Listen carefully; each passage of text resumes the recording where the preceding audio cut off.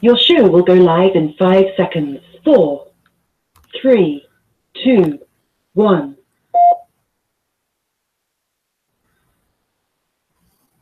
Blogtalk Radio.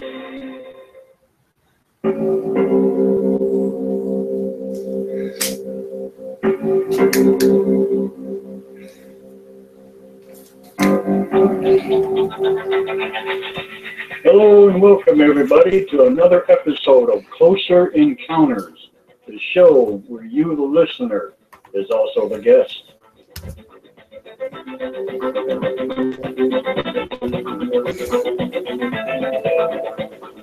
I am your host, Clarence Mitchell, coming to you live from somewhere in Minnesota.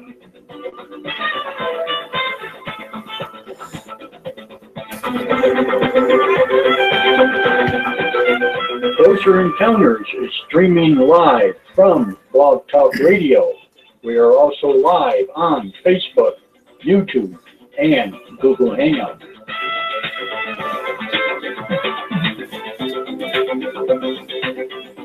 For all of our newest updates, check us out on Facebook at www.facebook.com/Closer Encounters Radio. Don't forget to like, follow, and share.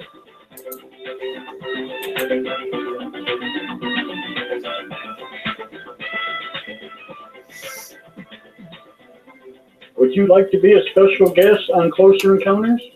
Or do you know somebody that would like to be a special guest on Closer Encounters?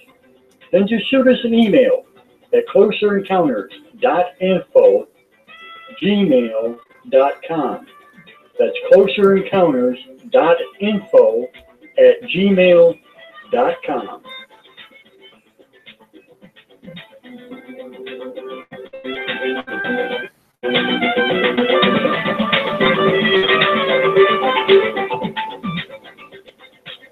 Have you ever witnessed a UFO? Or seen something that you just cannot explain? Or maybe you've had your very own closer encounter. You believe in the ancient alien theory? We talk about this and much, much more. If you have a story, or maybe a question that you'd like to get answered, give us a call. The number here is 347-989-1008. Again, the number 347-989-1008.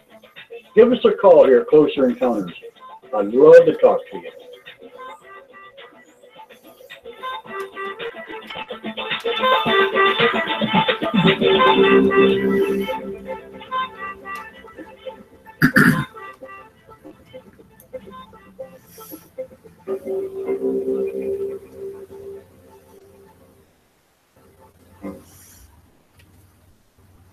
Well, hello everybody, and welcome back to another episode of Closer Encounters, the show where you, the listener, is also the guest. If you're just tuning in with us, you know we're also live on Facebook, YouTube, and Google Hangouts. And of course, as always, if you want to call into the show, the number here is 347-989-1008. All righty.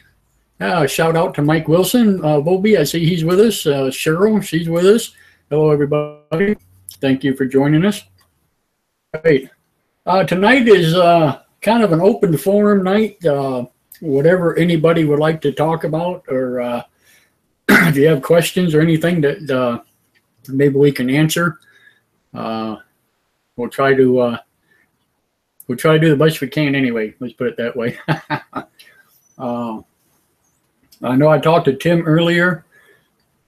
He said he's going to be here tonight, so I'm waiting for him to pop up here. Usually he's on before I am, so kind of funny. But anywho, our last few shows we've had, we've done really well. Lots of people joining us and calling in, and did really good. So hopefully we can keep this going.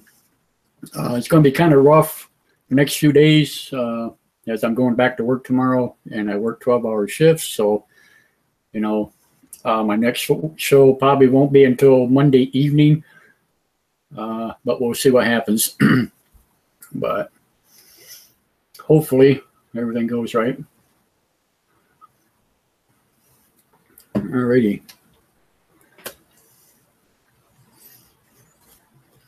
I was hoping, looked like I was hoping that Andre and Andre and them would be in tonight also. It's a little early yet, so maybe they'll be in. We'll see what happens. He was talking about an artifact that he wanted me to check out, and the only thing I could find was on a particular person named Bob White. It's an older story. Some of you may know about it, some of you may not know, but he was a passenger in a vehicle who was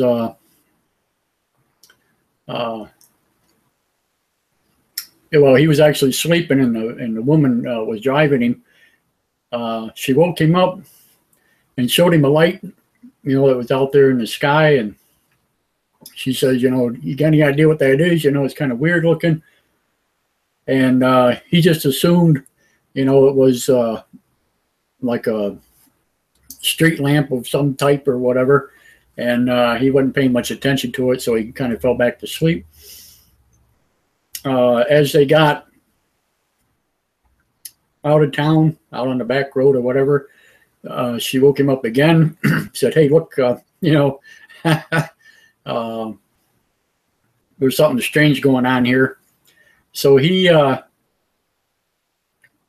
her turn off the lights, and this thing was so bright that they could actually drive, without the headlights on and stuff. So then, for whatever reason, I don't know, I'm still trying to figure this one out, but he reached over and shut the car off and let the car coast. I don't know what that was all about or why, but I guess they rounded the bend. They could see that the light, was stationary, and as they rounded the bend, it was on the opposite side, and stuff. Well, anyway, make a long story short, I guess he got out of the vehicle, and when he did, the UFO darted off, and what appeared to be like molten lava or something of that nature had fallen out of it, and he watched it as it come down towards him, and it hit the ground, and the UFO connected up with another UFO, and away they went and disappeared. So he decided to go and find what that piece was that fell to the earth. And after he walked over the embankment, he seen where it had hit the ground, dug into the ground, made like a trench kind of thing and whatever. And he went over, and it was still pretty warm. It was pretty red hot. So, he had to wait for it to cool down a little bit. And he went back to the car, got some gloves, or got a glove that he found in the trunk, went back and picked it up. And it was about yay big, kind of a slim pine cone shaped looking thing. And he threw it in the back of the car, and, away they went.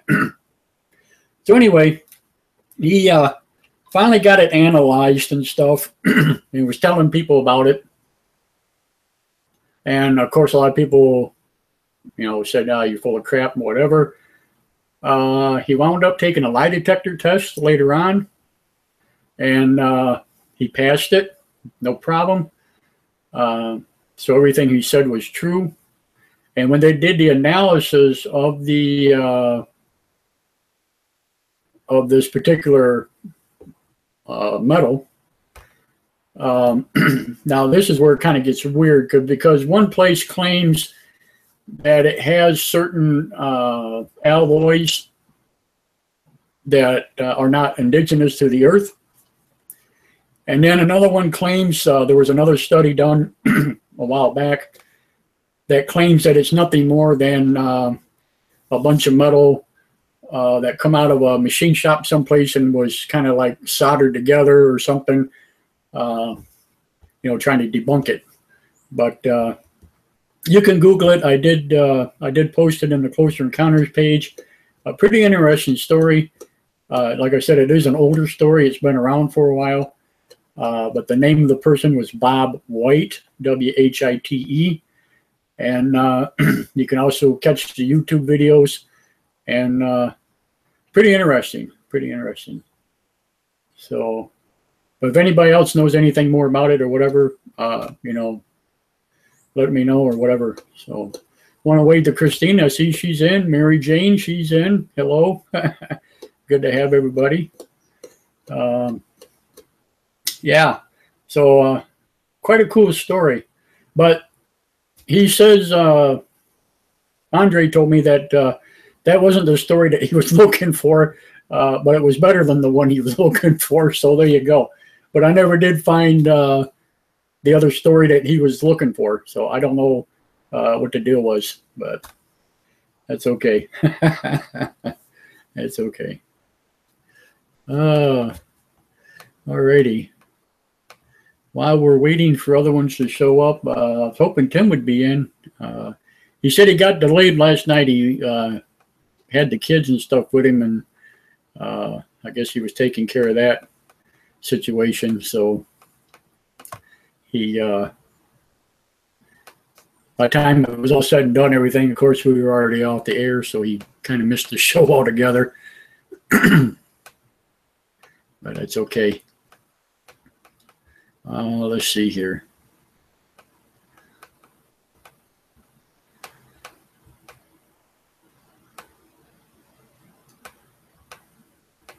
I also had the chat room open on the Blogtalk side if anybody wanted to go in there. And you can instant message me there on Facebook. So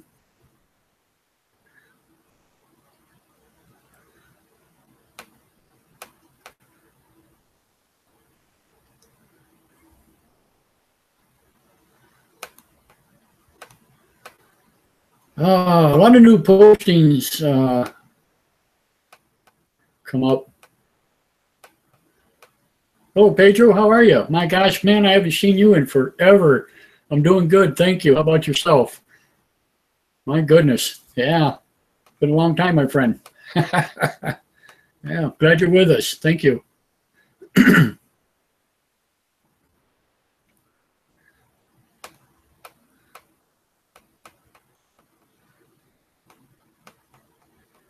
There was a couple of things here I wanted to find.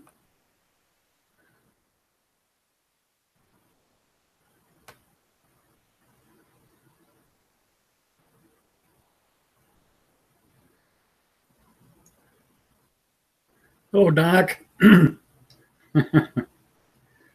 We're talking about anything and anything. If you have a subject you want to bring up or a question or, any kind of thing you want to talk about, it's kind of open forum tonight. I was just going to go through some postings here and see what we got that's new. A lot of talk. Here's something that's really interesting. Bruce Fenton, which a lot of you may know, he's an author and stuff, and kind of an archaeologist type person and whatever. He's been on a couple of TV shows, written a few books. He just came out with one. It's called the Into Africa Theory. It's about ancient man, Homo sapiens and Homo erectus and Denisovians. And, of course, he explains in his studies how man did not come out of Africa as we're all taught to believe, that they migrated into Africa at a much later date, and that man has been around, a lot longer than recently has been perceived. So anyway, since his books and that have come out, and there's been a few other people that have been digging into this, there's been a lot of postings about new bones and stuff that they found, and are starting to go his way. You know, they're pretty much accepting his theory and his findings, which I think is pretty interesting. So, you know, more time, I guess, will tell.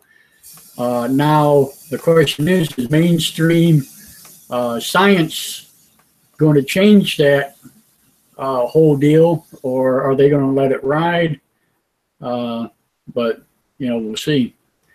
Mary Jane says she missed last night about reincarnation. AA had that on. Very interesting. Yes.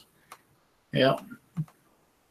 Discussed that last night, and, you know, it stems way back when. Pretty interesting things when you get into it. I read a couple of pages there that was on Google about it, and really makes you wonder. Cheryl says time travel sounds good too.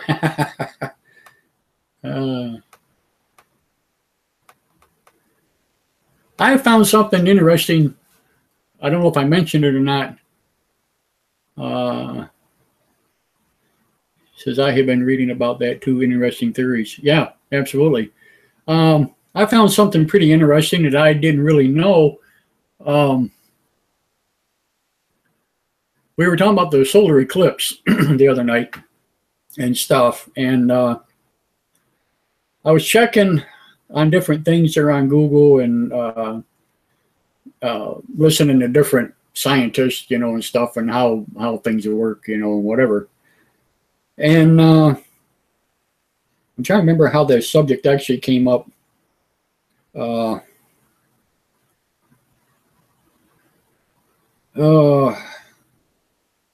Oh, it was about gravity. That's what it was. And the subject came up about gravity, and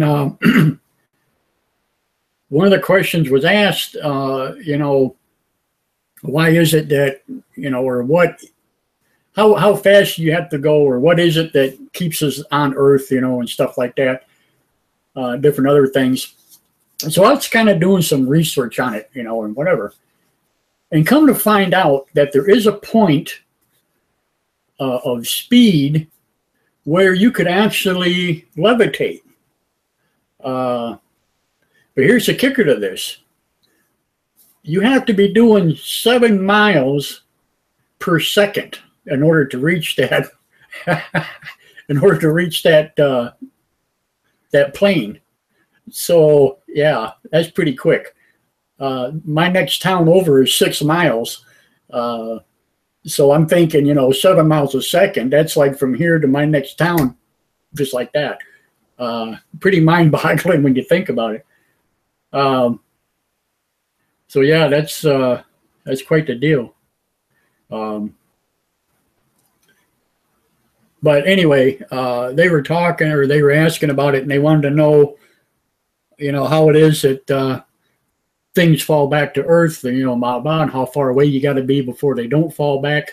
Well, obviously, when they send rockets and stuff up into space, you got certain stages, you know, that they fall off. They do, 90% of them do fall back to Earth, and they wind up in the ocean.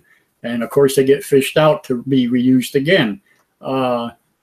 In case you didn't know that, but that is what happens to a lot of that. And then there's other pieces that don't separate until they get out of the Earth's atmosphere, where there really is no gravitational pull. And of course, when it separates, it just floats around in space.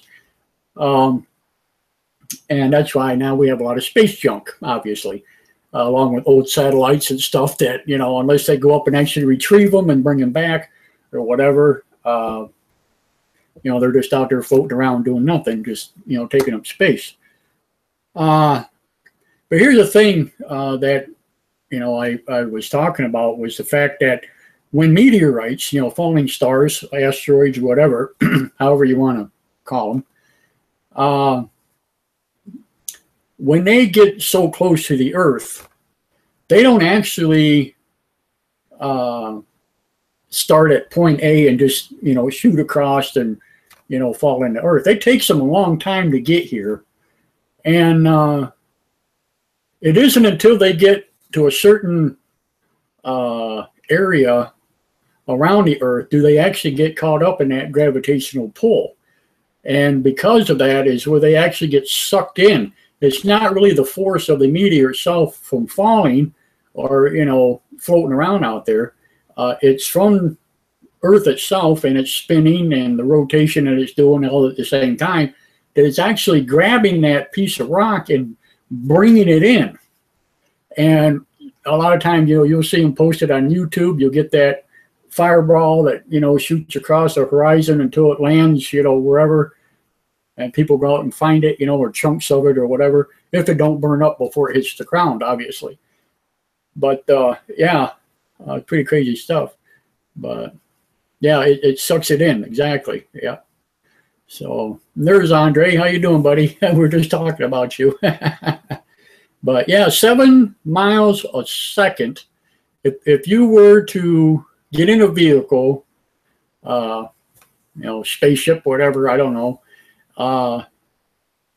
and get off the ground, and you can project yourself at 7 miles per second, there is where you would hit your anti-gravity plane, so to speak. So whether you're in the Earth's atmosphere or not, the speed has to be 7 miles a second. Now, which brings me to another point. You hear a lot about UFO sightings and how quick they are. Blink of an eye, 1 second you see them, 1 second you don't, this and that and whatever. Now, if that is the case, maybe they are doing anti-gravity propulsion. If they're able to fly at a rate of 7 miles a second, I don't know. It's just a thought. Hello to the guest that's in the chat room. How are you? So, I mean, if anybody has any ideas on it, shoot it out there, because I'd like to know, Doc says, yeah, that's more factor of speed, This is more of a factor of speed, yeah. Hello, Sid. How are you, sir? 7 miles a second. I just can't really put my mind around that. That's, and to think, I mean, the G factor alone, you would have to have something, well, of course, if there's no gravity at that point, but you got to be able to reach that point. So from 0 to 7 miles a second, there's going to be some major G force there, no doubt about it. I don't think a human body could stand that. You'd almost have to be anti-gravity before you reach that particular speed. But that's my thought. I don't know. It's crazy. He said, my connection is getting flaky. Yeah, it happens. Don't ask me why. I don't know if it's Facebook or, what's going on. I noticed a lot of changes lately they've been doing. And a lot of it I really don't care for, but hopefully they'll get it together.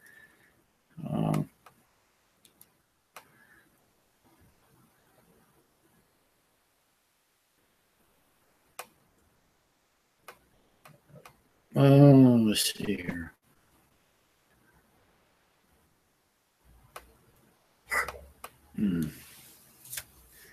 Andre says, yes, I've heard that UFOs bend the space that's around it, and therefore it looks like it jumps from one location to another.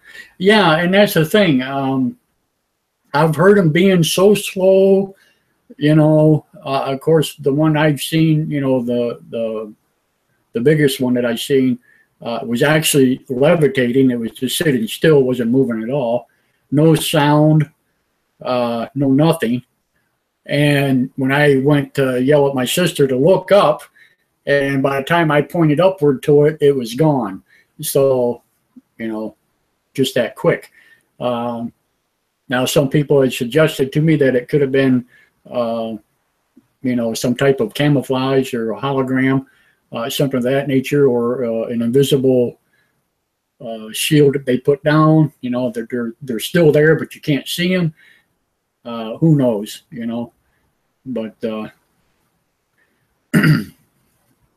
Doc says I think it's more on my end than Facebook. Yeah, you never know. You never know. But yeah, I mean, there's a lot of questions and a lot of things that nobody really seems to understand, and we really doesn't have a definite answer for. I'm not a physics person, so you know, I wish I knew more about the mathematics side of it to be able to try and figure some of that out. But it's crazy. Yarn Thomason. It's hard to read that. I'm sorry. The way it's built, it can impulses you within the vehicle in ways you don't feel nothing because you are part of the vehicle. Okay, that's cool. Entering stealth mode. Yeah.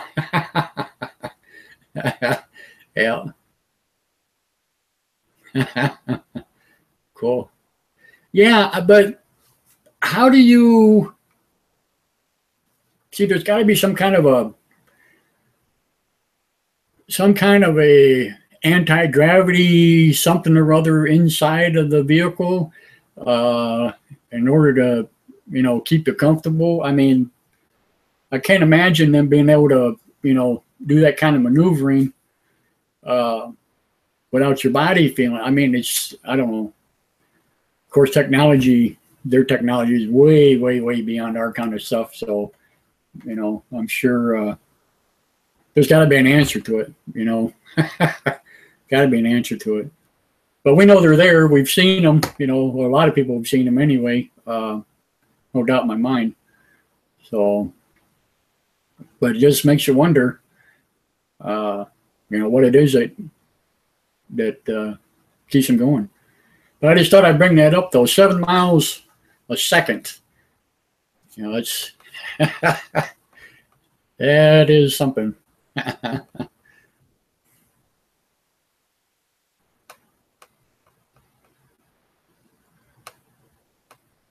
Of course, I did mention, you know, we got the meteor shower coming up this weekend. And then right after that is going to be the total solar eclipse.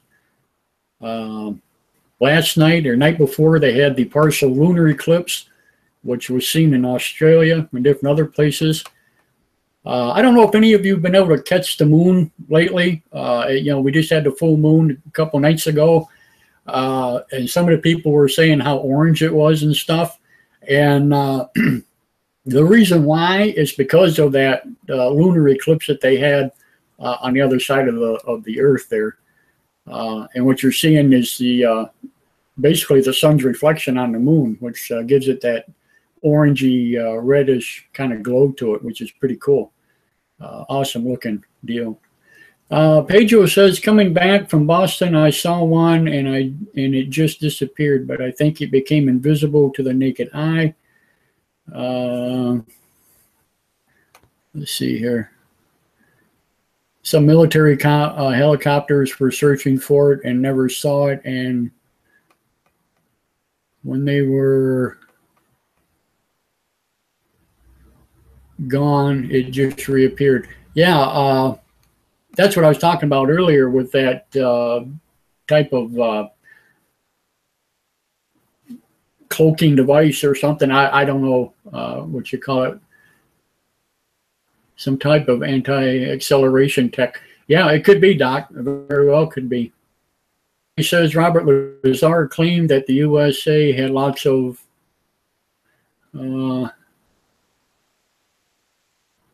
I can't even pronounce that word.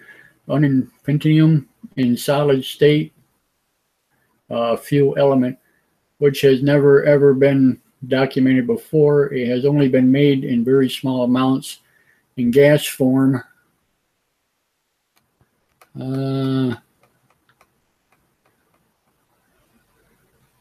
for a few seconds before decay in laboratories. I find Robert's fact hard to believe. Yeah. I don't know. I remember Bob Lazar back when, back when he did his big thing, in the 70s.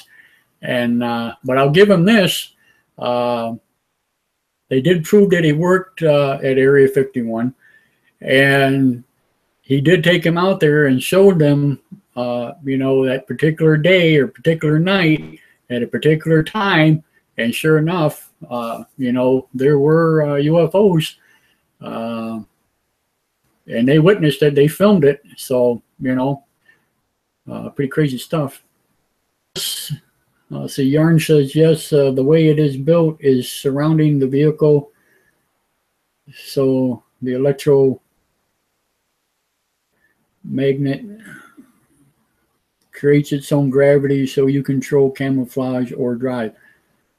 Yeah, and that's kind of what Bob Lazar was talking about too, but I forget what the name of that thing was. He was talking about reverse engineering that they had him working on. There was a particular name for it, and I can't think off the top of my head now what it was called.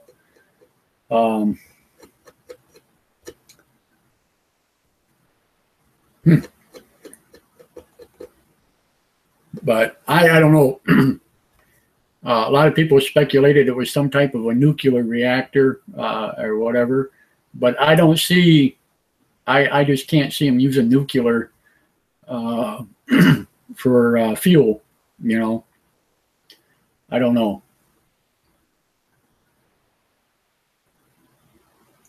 It would have to be something that could be regenerated over and over and over again. So it definitely wouldn't be something that, like a fossil fuel or anything like that. It would definitely have to be something electrical, or I don't know, something that could regenerate itself, It's a substance that are rare, yeah. But I'm sure there's a lot of secret manufacturing of stuff like this. Yeah, yeah, I wouldn't doubt that a bit. I wouldn't doubt that a bit. Of course, now, I always had to think about mercury. Now, I don't know what the down of mercury and stuff is anyway, but I always figured, if you remember when they went into that Chinese pyramid that time, they found all those soldiers and that carved out of clay, and they found that river of mercury. And there's certain pyramids that they've opened up, around the world, and certain Mayan temples and whatever had traces of mercury and different things like that. And I often wondered if mercury wasn't part of, this.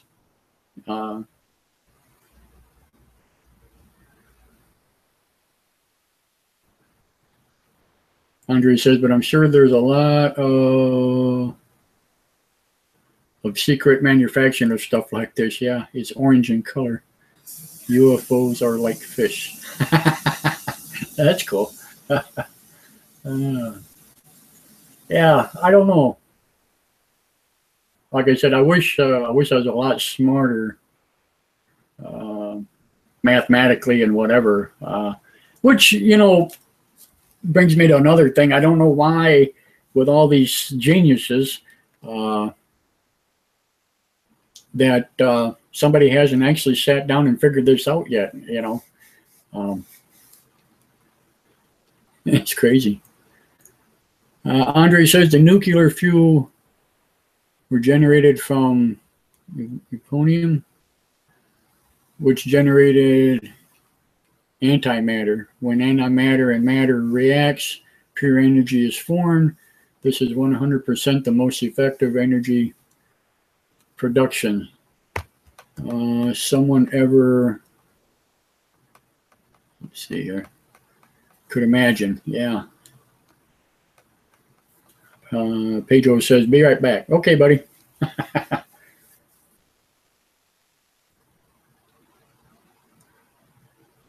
You talking about plutonium? Is that what you're talking about, Andre?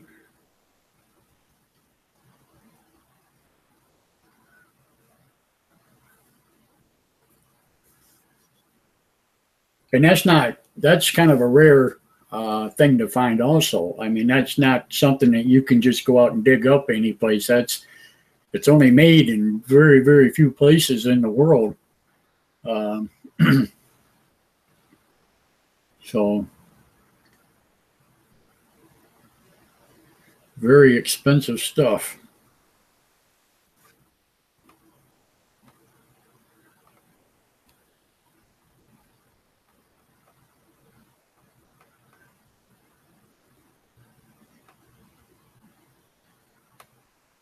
Let's see here.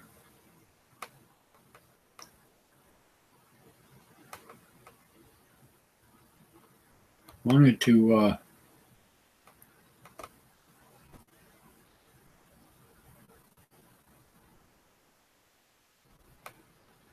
I'm rather here we go.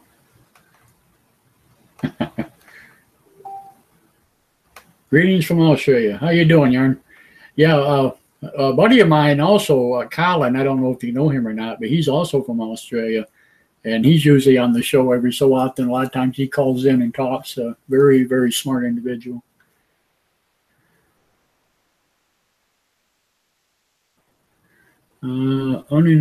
Plutonium is the element with the atomic number of 115. It's even rarer than plutonium. It has only been made it's only been made synthetically to this day. Okay, cool. I've never heard of it. I've never heard of it. Wow. Huh. I'll have to look into that. Did you, Andre, ever find out what that other story was you were looking for? I was just telling folks there before you came in about the Bob White story that I sent you, and it wound up not being the one you were looking for. But good story all the same. Yeah.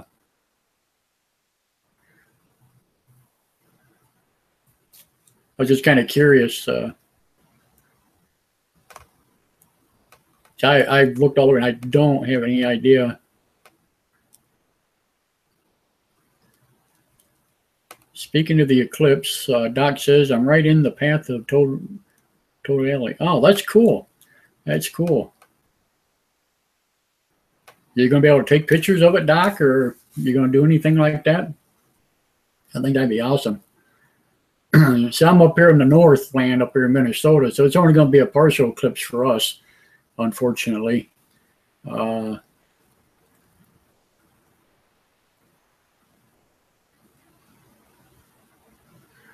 Andre says Bob White's piece was actually bigger than the one I was talking about. LOL. Yeah, quite the story though, huh? Like I said, that's an older story too. That happened a long time ago. And what's fascinating about it is the fact that he actually passed the polygraph test and stuff like that. But there is still a lot of people out there that debunk it. You know, they claim that, you know, it's just metal shavings from some type of machine shop or whatever that was sewed together, you know, however it was put together. And then there's other places that say, no, there's elements that, you know, aren't from Earth and, you know, crazy. Doc says going to drag my scope out and get some pictures, hopefully. Yeah, that'd be awesome. That'd be awesome. Yeah, I'm going to be working that day, so, you know, that's going to be kind of sucky for me. But I'm outside, so, you know, it's okay. I'll just jump outside the shovel and, you know, watch it. Andre says, I tried searching for the episode of the show, but I couldn't find it. Google wouldn't help either. Yeah, you know, it's funny. Sometimes I know exactly what I'm looking for and I'll Google it, or I'll talk to Google, you know, because you can ask Google now, you know, and sometimes it comes up with all kind of crazy stuff and nothing what you're looking for. So I don't know. They haven't got this thing quite debugged yet, I don't think. But then other times it surprises you and it brings up exactly what you're looking for. So, yeah, kind of funny. A lot of talk lately about the old satellites and stuff that NASA sent up years ago and how they're still working. Pretty amazing.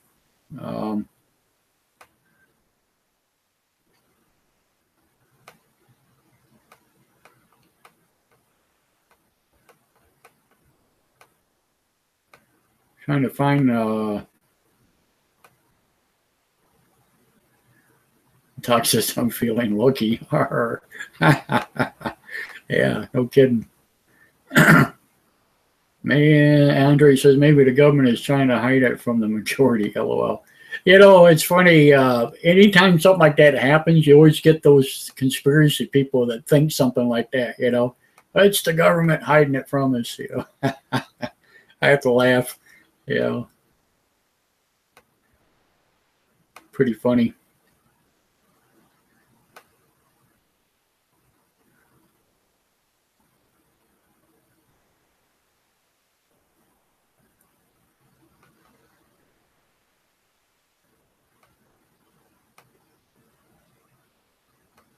Oh, let's see here. Doc says, how about that rover still going on Mars? Yeah, ain't that something? That's what, 5 years old now? It was supposed to end over a year ago. It was supposed to have died out. And damn thing's still going. I forget now. Wasn't there two of them at one time or something? I can't remember now. One of them had a bad wheel or something, and it got stuck. And I think the dust covered up the panels or something, and it finally died or something. Gosh, I can't remember the whole thing behind that now, but yeah, that one's still going strong, which is amazing. You know, really amazing. I think it's funny, like I mentioned the other day, how people will talk about that Mars rover and the pictures they oh, not the new one, the one I'm talking about, Opportunity. How about that rover still going on in Mars? What am I talking about? Opportunity. Yeah, Opportunity. Isn't that the old one? The one that's like 5 or 6 years old now or something? Isn't that the same one?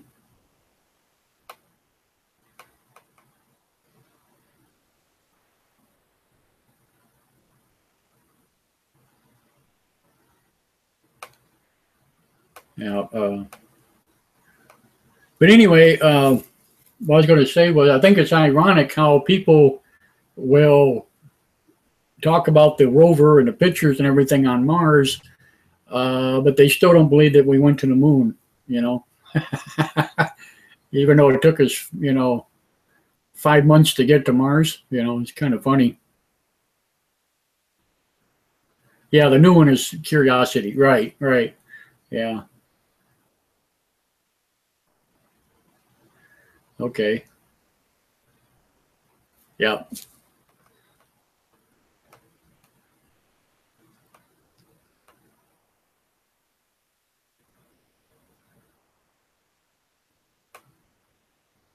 $11 years running. Ain't that something? Hello, Randy. How are you, sir? Has it been that long? I was thinking it was only like 5 or 6 years. 11 years. Wow, that's crazy. But I mean, it's awesome. I mean, it's a good thing. You know, it is awesome. Just goes to show you what we can do, you know. Spirit and Opportunity are the ones that have been up there for 11 years. Okay, gotcha. But the Spirit was the one that died off pretty quick, right? Wasn't that the one that got the bad wheel or something and couldn't move? I remember something like that happening. It was dragging its foot around or something, you know, and it wound up dying out or something because the solar panels got covered up or something. I can't remember the whole story behind it. It's been so long now. I'm doing good. Thank you, Randy.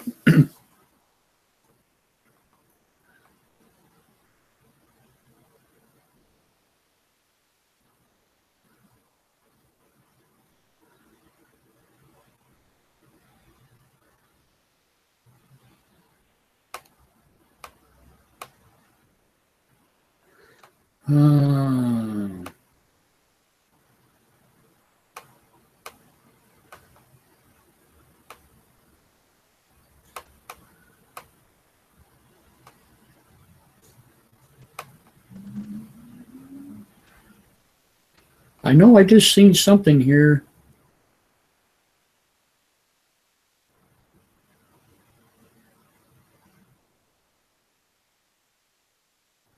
I was trying to find it. It was about a new dinosaur that they found. And I'm not, I don't want to misinterpret it or misexplain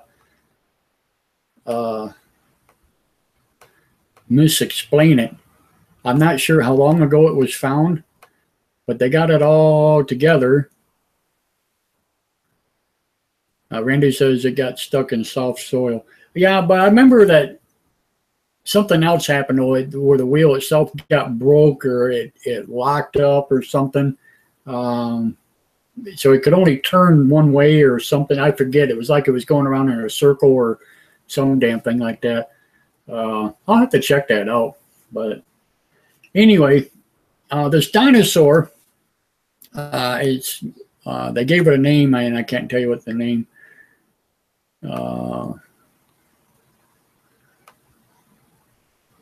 Oh, okay. Doc says, yeah, it had been dragging one wheel, but still going for, he thinks, 9 years before it got into the sand drift that got stuck. Yeah, it was down to 5 wheels. Okay. Yeah, I knew it was something like that. Yeah. But still, hats off to NASA and them guys. I mean, when they build something, you know, and it's incredible, when you think about the people that are working there and doing this kind of work, the mindset that you have to have, you know, to come up with this stuff and for it to last as long as it has, it's just remarkable, you know. The JPL folks had it running in reverse. Oh, there you go. Cool. But anyway, this dinosaur, it's bigger than the Brontosaurus. It wound up being 120 feet long from tip of the nose to the tail. And it's got a really long neck like a Brontosaurus. Pretty huge. And I thought I kept that article separate, but apparently I didn't. Andre says, I think Robert Lazar was mentioned that the outer shell UFO was plated in lead to protect the interior of the craft from powerful X-rays being formed from the ionization of the air on the outside of the craft. Then my question is, how would the people witness UFO from the outside turn blind? LOL. Yeah. How wouldn't the people witnessing the UFO from the outside turn blind? Yeah. Well, you know, it's funny. These conspiracy theorists that claim that we've never been to the moon and stuff, you know, that's one of their biggest things is, oh, they never made it through, you know, the radiation belts and through the asteroid belts and stuff like that, you know. Don't kid yourself, folks. You know, they found spots that it's very minute, you know, and they literally went right through it, no problem. The same way we got to Mars with the rovers and everything else, you know. The ionization of the air makes the craft appear glowing. That's a pretty cool idea. Yeah, that makes sense.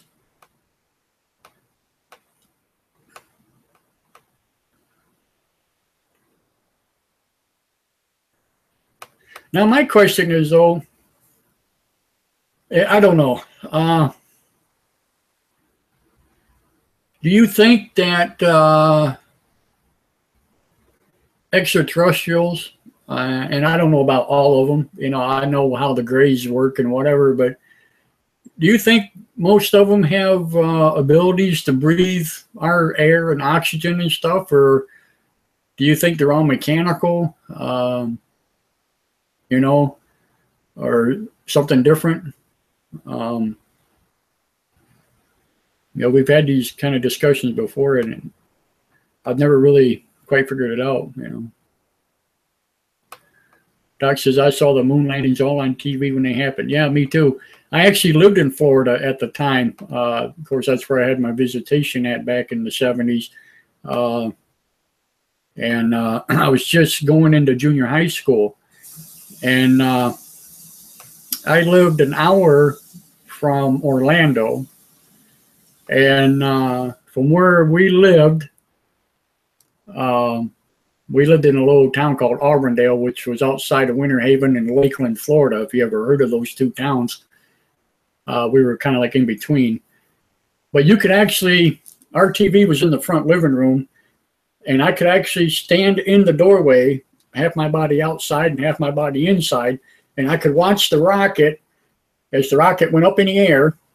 Of course, it was quite a ways away, but you could still tell it was a rocket. And I could watch it on TV at the same time. So I'm watching both, at the, you know, as it lifted off and as it's on TV. You know, it was pretty crazy. And well, you and I are the same age. Yeah, pretty close to it, I would think. Yeah.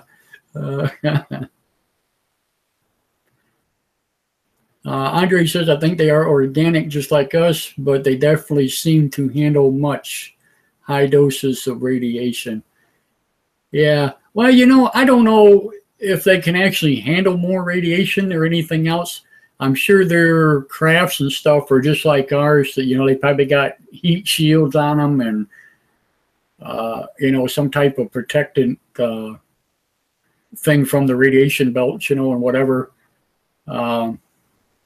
Yeah. But I mean, we've been through them how many times now, and we've sent multiple, you know, rockets through them, and different satellites and telescopes, and everything's functioning just fine. Nothing's failed yet because of it. So, you know, but there's those people that say, ain't happening. It's all bullshit, you know. So every Hubble telescope picture you see is fake, and every, you know, everything is just fake. That's a sad way of going through life, I'm afraid. But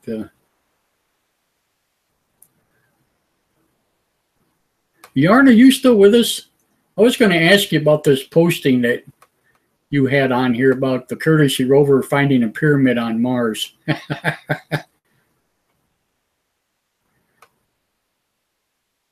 I hear a lot about that stuff, you know, and a lot of times I just kind of skip through it, but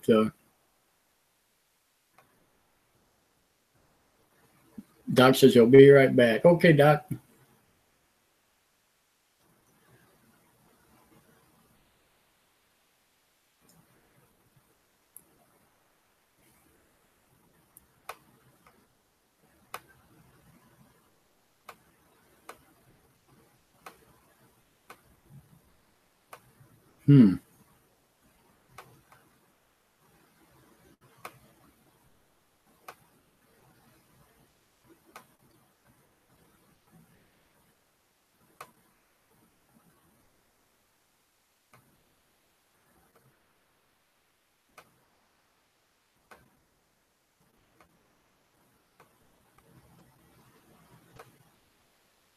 Wow.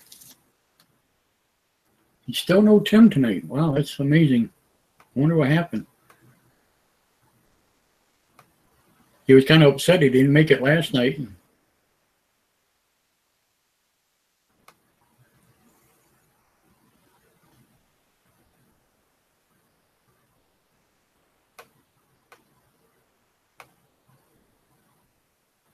I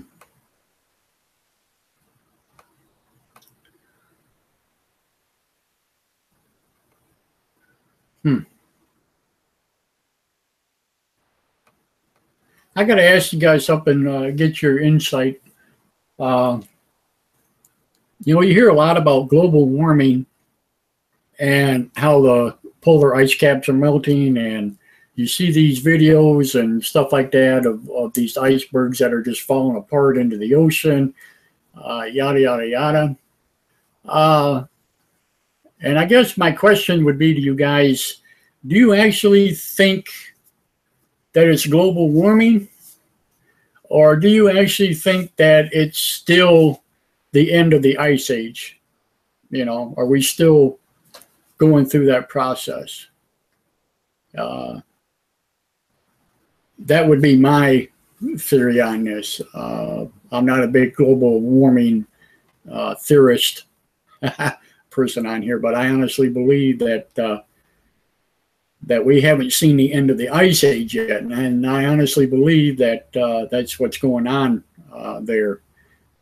And you know, a lot of them polar ice caps and stuff are melting off because, you know, that's what they're supposed to do.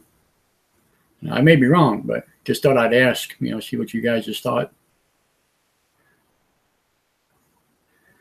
Andre says, I've also heard that the alien beings located inside S4 came from a specific planet, galaxy, or solar system, but I can't remember the name. Okay. Yeah, and you know, I hear about different things like that a lot too. The Pleiades, what's that one star there on Orion's belt, that one in the center? You know, I hear they come from there a lot. Different other things. Who's to say for sure? You know.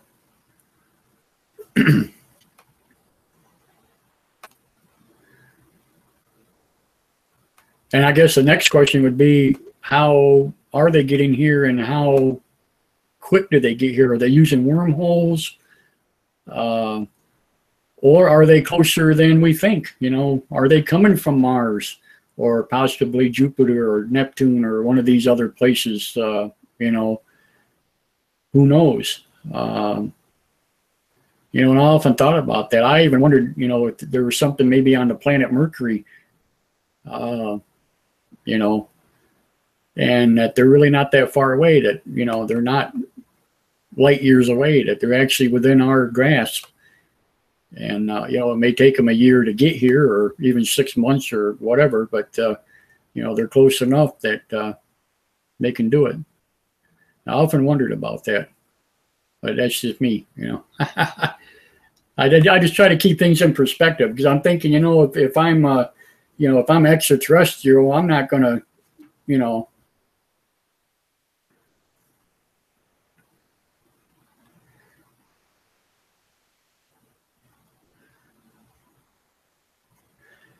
Pedro says, actually, every morning before I go to work, I watch the weather report, and it amazes me that they always say this day in 1946, the record was, and it's warmer back then. Yeah, ain't that the truth? And that's the thing I don't understand what they're talking about when they say global warming. Well, you know, I live here in Minnesota, and quite honestly, we have not had a very warm summer at all this year. We've been below normal.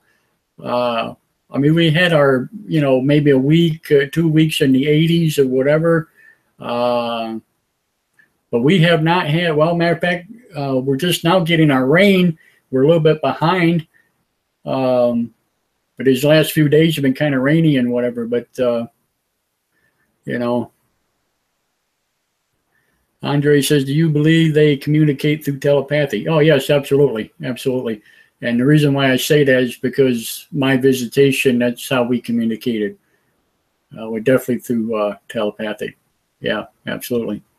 Now, I'm not saying they all do, but I know the Greys do. Well, the ones that I know of anyway. That's for sure. And according to most abductees, who encounter the Greys all say the same thing. So yeah, pretty crazy. And quite honestly, Andre, you know, when you really stop and think about it, if we as humans were to actually slow ourselves down, do a little bit of meditation, and actually work with our minds more, I honestly believe that we could probably communicate with each other telepathically. I really do. I don't think we would need a voice to communicate. But the problem is we as humans, we won't slow our stuff down long enough to work with it, you know? Pedro says, how is this summer? It's been around the 80s all the time in the New York metropolitan area. Yeah. Oh, Sharon, how are you, dear? Let's see, she's with us. Andre said, then they gotta have clean minds, LOL. Yeah. Sharon says, hey, you're on. I'm watching, listening. Yeah. Yeah, we got about a half an hour left, Sharon. Pedro says, when I was abducted, they always talked to me telepathically. Yeah. Now, Pedro, I was going to ask you, I know it's been a very long time since we've talked and stuff. Now, was yours the Greys also that you had your visitation with? Or was it somebody else?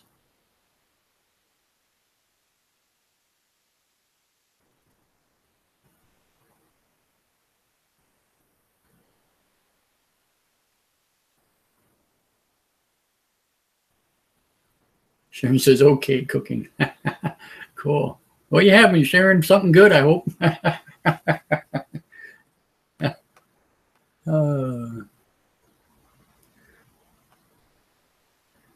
Pedro says, I met 3 different. Really? I did not know that. Wow. Can you tell us what they were? What the 3 were?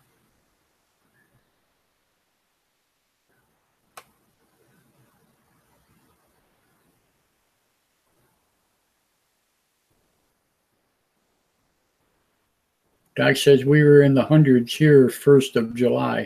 Wow. Yeah, and that's funny because everybody south of me was 90s and 100s.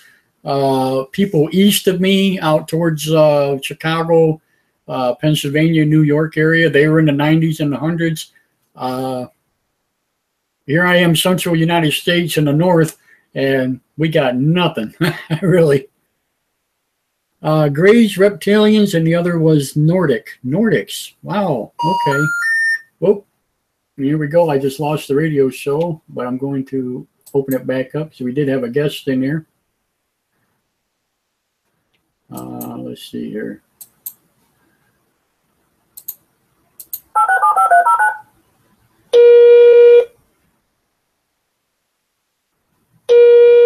Beep, beep, beep, beep, beep.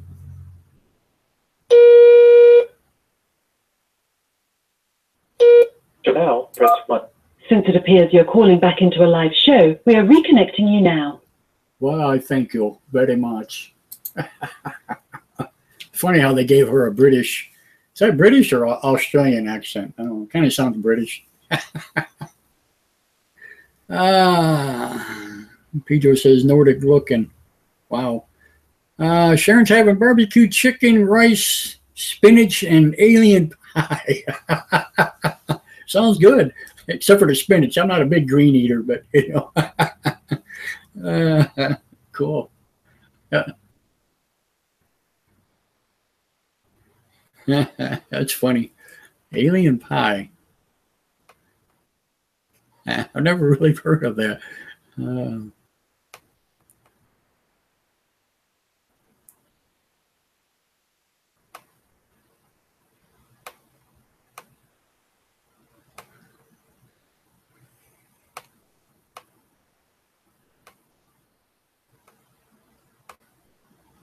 I was trying to find out.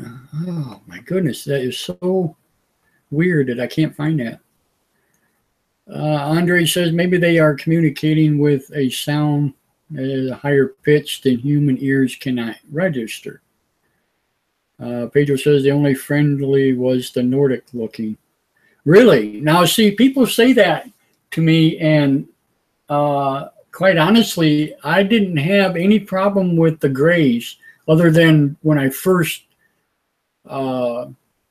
seen them, and then I was scared to death. But after a few minutes, whatever, they told me, be calm, everything's gonna be okay.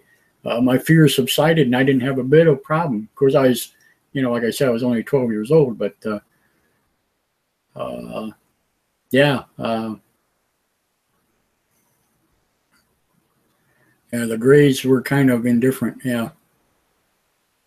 And the reptilians were very aggressive and mean. Now, I've heard that before by other people, that the reptilians are the nastiest ones, yeah. And the tall whites, I guess, from what I understand, they are very friendly, very curious people. And it's amazing, too. I forget how many species there are that they claim there are. I think there's like 80 of them or something like that. And there's a long list of different species, including Bigfoot, Yeti. They consider him to be part of the alien race also. Andre says, so you have seen grays. I haven't heard that before. Can you tell a little bit about your story? Oh, yeah, absolutely. Yeah, when I was 12 years old, of course, things happened long before that, but when I was 12 years old, we lived in Central Florida, about an hour away from Orlando. Well, make a long story short, I seen a UFO up close and personal. It's probably, I don't know, 15, 20 feet off the ground, maybe a little higher than that. It was above the tree that was across the road from us. We were playing ball with a little girl, and I just happened to look up, and here's this craft sitting there, an oak tree, and had a bunch of windows across the side of it, and that is almost like you could almost see them looking at you. But I actually didn't see any figures, but there's a lot of windows in it and stuff like that. A pretty good sized craft. And like I stated earlier, I turned around to holler at my sister to point up at it for her to look. And when we both turned around to look, it had disappeared. No noise, no nothing. And it freaked us, it freaked me out. And of course, it freaked her out because I was freaked out. So we went back across the street to our house and waited for, our parents to come home. They were out grocery shopping at the time. When they got home, I tried to tell them what I seen and stuff like that. My dad, he just blew it off, kind of laughed at me, whatever. And that was pretty much all that was said about it. Later that evening, I went to sleep. I went to bed. I shared a room with my brother. We had bunk beds. He was on the top. I was on the bottom. And I would say somewhere, I'm going to say after midnight, give or take. Reason why I say that is because my father and them, they would always stay up for the late show and the news and stuff. And everybody was in bed. But anyway, when I woke up, the light in the bedroom was on, which was never done, and there was 3 grays standing around my bed. And I tried to holler for my mom and dad, and I couldn't talk. I couldn't holler. I couldn't move. I was just totally paralyzed, freaking out. Why I didn't have a heart attack, I have no idea to this day. I'll never forget it. Broke out in a sweat. Did everything I could, and they told me, hey, they even called me by my name. They knew my name. They said, Clarence, you'll be okay. Just calm down. Everything's fine. No need to worry. We're not here to harm you and whatever. And just like that, I got a calming sensation. and everything was fine. And like I say in my story, you know, I know that they took me someplace, but as far as where or what or anything like that, I have no recollection of what happened. The only part I do remember is when I first spotted them, you know, when they were first in my room. Other than that, the last thing I remember was telling them not to break the glass case underneath the window as we went out, because Dad would be pretty pissed, you know. And that's the last I remember of anything about that. So that's pretty much it.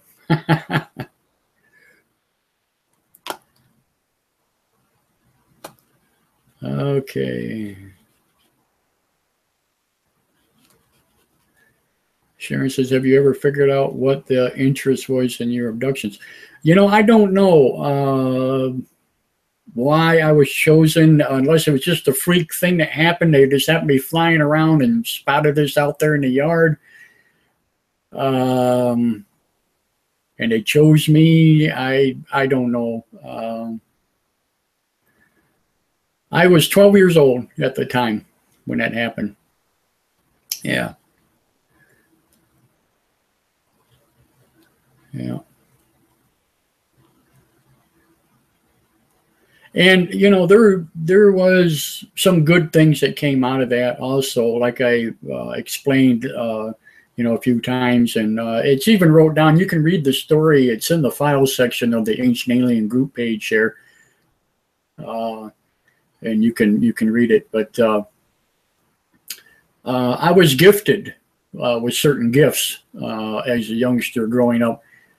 Animal magnetism, you know, I can walk into the woods and stuff and have wild animals come up and, you know, sniff me and not be afraid of me. Different things like that, wild and domestic, actually. You know, just crazy things like that. My empathy was really heightened. Crazy. Has to be scientific on their part. Mysteries. Yeah, absolutely. Randy says they don't want me. I had never ever seen them or anything. I have traveled from the West Coast to live in Texas hunting, and I still haven't seen a single thing, but I am about to buy me a full, let's say, a full spectrum camera. I hope that changes things. Yeah, and you know, here's the thing, Randy, and it's like I tell a lot of people, of course, in the 70s, it was a hot time. Well, basically from the 60s into the 70s, it was a really hot time for UFOs and abductions and cattle mutilations and all kind of bizarre stuff was going on. Crop circles was happening. For those of you that are around my age or maybe a little older, maybe you can remember a lot of this stuff that was going on. It was just on fire. The UFO phenomena was just freaking huge. You can't really explain it. And for that to happen to me, you know, I'm not saying that I'm special or anything like that. I think it was just a chance that happened, you know, a chance encounter. And, you know, and I think that's what it is with a lot of people. I think it's just chances, you know, a chance encounter. You just happen to be in that particular spot when they're doing their trolling or whatever. And, you know, there you are. And I think once they mark you, and that's it. I often believed for many years that they were tracking me because I have had lost time and different things like that has happened. You know, weird things that I just can't really explain, you know, throughout my lifetime. Now that I'm older, not so much. You know, I haven't had any kind of contact or any kind of, you know, thing going on. I still have a little bit of ESP. And basically all that is, and I think a lot of people have it, but it's like I'll think of a television show. You know, if I'm driving down the road or something, and I'll think of a television show or something or whatever, and within the next day or two, it'll be on TV. You know, that kind of thing, and it's kind of weird. It's almost like an awakening when it happens. Like, yeah, there it is again. You know, it happened again. You know, that kind of thing. Really weird. But yeah. Andre says, I wish to see both UFOs and aliens one day, but not through an abduction, LOL. Yeah. Doc says, I believe in UFOs my whole life, but never actually seen one. Yeah. Randy Lee says, I meant to say East Coast, sorry. Andre, deja vu. Yeah, we had a couple of discussions about deja vu, and you know, that's a really tricky subject when you talk about that. Some people believe that it's kind of a jump in time, you know, like a time travel kind of thing. Other people think that it's a post regression kind of thing, you know, that maybe it's an identical deal that you actually did, and you know, it's just so similar that, you know, it's kind of connecting with each other. Other people feel that it's part of the Matrix syndrome, you know, where, you know, we're living a dimensional world, and you somehow, you know, cross that path, and, you know, there's a lot to it, Very, very intriguing topic. Pedro says, in my experience, it wasn't something I wanted or wished for. Yeah, same thing, Pedro. I didn't ask for it. Matter of fact, at that age, you know, we had movies, shows on TV called like Lost in Space, if anybody remembers that, with Will Robinson and them people, you know, the Robinson family. Not a whole lot of real, I'm not sure if Star Trek, maybe Star Trek was out then. I can't really remember that far back if it was out yet, but I think it was. But not a whole lot, you know. Sharon says, I have seen ESP2. Oh, I have some ESP2. More like an awareness of presence, like for forever with me. Yeah, absolutely. Pedro says, I didn't want to strain your eyes. That's why it's in big letters. That's fine. That's fine. I do that a lot. I squint anyway. So Andre says, I've heard that abduction often lead to severe anxiety from the victim's side. Sharon says, one of the oddities. Yeah, absolutely. Doc Danger Will Robinson, Star Trek, started in the mid-'60s. Yeah, okay, absolutely. Yeah, Danger Will Robinson with a robot. Yeah, pretty funny. Pedro says, never in my case. Yeah, anxiety and stuff, you know, that's the thing. I kept quiet about it my whole life. It wasn't only, what, 4 or 5 years ago that I actually opened up and I sat down and talked to my mother about it for the very first time. She had no idea. Well, nobody did. I never talked about it. So, you know. Now, if you remember the other abduction cases, which I mentioned a couple nights ago, the Betty and Barney Hill abduction case, you know, that happened in the 60s. Travis Walton, that was the one that I couldn't remember the guy's name. They made the movie Fire in the Sky, abduction case. He disappeared for 4 or 5 days, maybe longer. You know, big case. Crazy stuff. Pedro says, yeah, I also kept it a secret for over 20 years. Yeah, and and it's funny because you don't know, well, you're just afraid of what people will say about it and about you and whatever.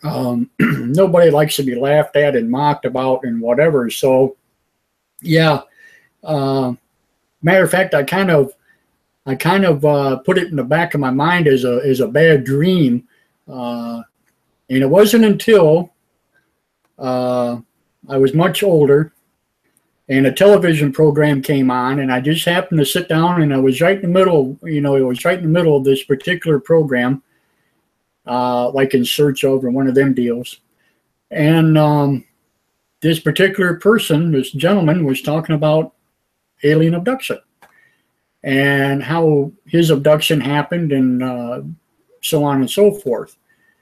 And his abduction was 100% mirror image of mine. It was just so uncanny. Everything that happened was just like mine. Everything. And I knew right then and there, that moment, that I had 100% total recall, and I had 100% total confirmation. So yeah, it definitely happened. It wasn't something I dreamed of or anything like that. It was a true live event, And so it wasn't until after that that I really started getting into searching about abduction cases, and that's when I ran across these other ones and started finding out what was going on and blah blah blah. And I had no idea at that time that there were that many people claiming to have been abducted and had visitations and different things like that. It was just uncanny. And I'm not talking 10 or 12 or 20, I'm talking hundreds. And not just in the US, all around the world. And it was just crazy. Andre says, by understanding the anxiety part, no one wants to be tracked or stalked and basically teleported telepathic creatures. Yeah, absolutely.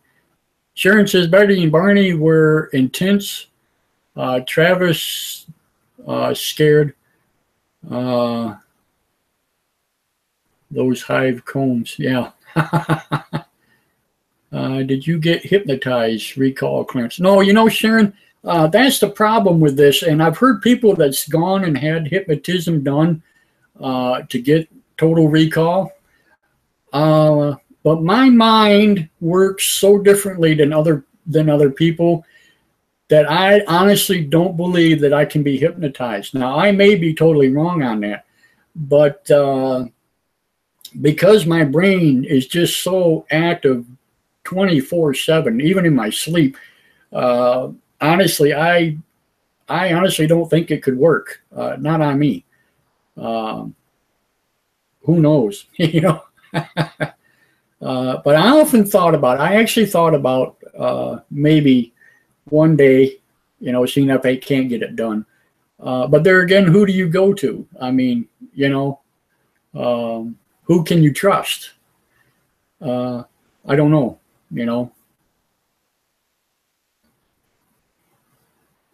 Good question. But yeah, that's my story.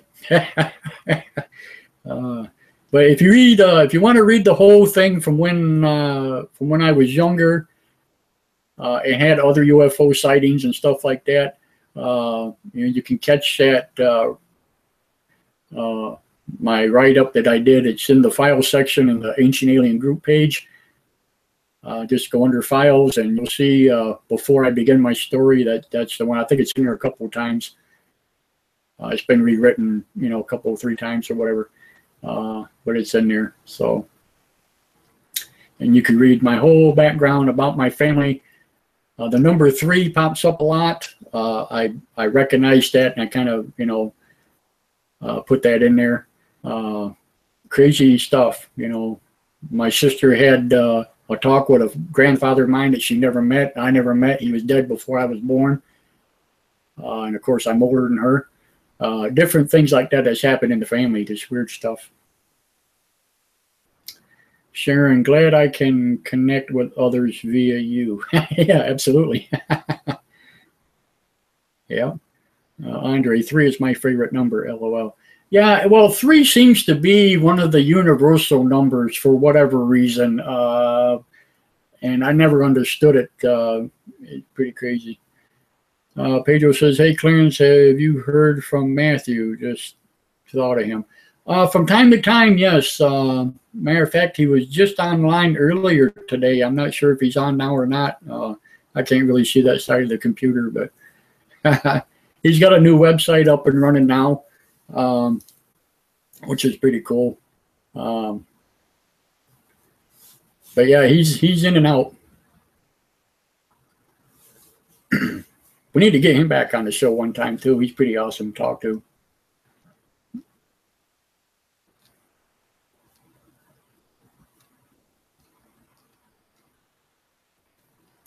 But yeah,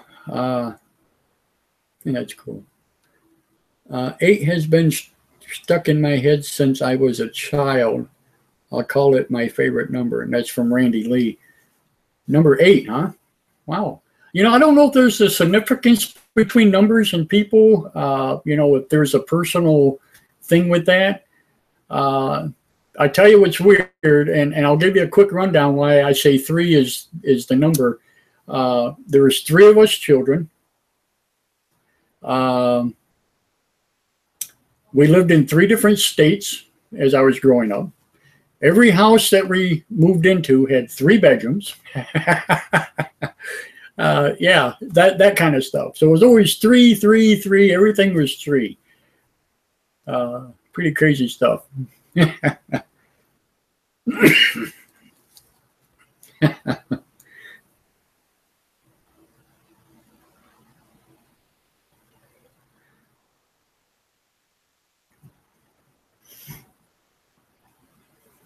Okay, well, only got about, I'm getting down to about the 2-minute warning here, so won't be long here. We'll be boogieing. My next show, I may have already said this earlier, but Doc says better than 666. Ain't that the truth? But that's coming, buddy. That's coming, you know. Randy says, when I ask for directions, people tend to say it's 8 miles down the road. Wow, ain't that something? Yeah. I forgot what I was going to say. Oh, my next show will be, hopefully, will be Monday night coming up. I'm working the next 4 day shifts, 12-hour shifts. So, you know, by the time I get home, it's already after 6 o'clock, and I'm pretty well beat. I usually eat and go right to bed. So, you know, that's the way it goes. Okay. Pedro says, it's been nice talking to you, my friend. Yes, you too. Absolutely. Sharon says, time. 90 seconds. Yep, there we go. 90 seconds. Time is immense factor. Locked in, out of time with. Yes. Pedro says, and the others, take care of you all. Okay. Well, I'm going to say goodnight myself to everybody. I am happy you're with us. Sharon and Pedro and Andre and Randy and Doc and everybody. I'm really, really glad you guys are here. 60 seconds. I got a minute left, which is going to give me time to shut it down. But like I said, our next show, of course, I always send invites and I always post it throughout the groups and stuff so you guys know. Randy said, good show, friend. I hope to catch another. Yes, absolutely. Thank you. But yes, Monday night, 6 o'clock. So keep an eye out, and I'll keep everybody updated and posted. And I really do thank you all. So good evening, everybody. Peace out.